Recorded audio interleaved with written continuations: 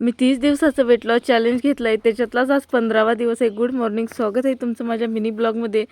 सकाळची सुरुवात डिटॉक्सने घेतली, नंतर प्रोटीन घेतलं. प्रोटीनसाठी मी स्प्राउट पण घेते, अंडे घेते किंवा वेळच नसला तर पटकन शेक बनवून घेते.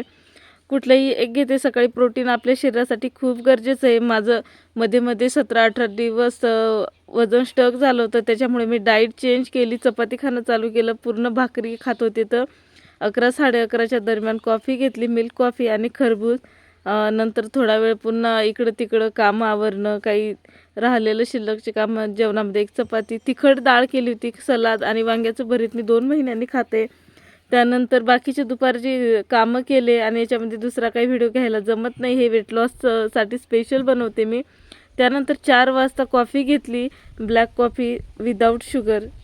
शुगर वगैरे काही नसते. चला, चॅनलवर नवीन असाल तर सबस्क्राईब नक्की करा.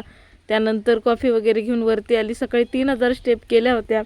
आता राहिलेलं स्टेप आता कंप्लीट करून घेते. रात्रीच्या जेवणात भेंडीची भाजी, खूप सारा सलाद आणि भाकरी असं जेवण केलं. आणि एक सवय मी पुन्हा चेंज केली वजन स्टक झाल्यानंतर, कारण की खूप मी फास्ट जेवायची, आता एकदम हळूहळू जेवते. अर्धा तास तरी निवांत जेवण करते आणि बराच फरक जाणवतोय मला. 1 महिन्यानंतर सांगेल. चला, आजच्यासाठी एवढंच.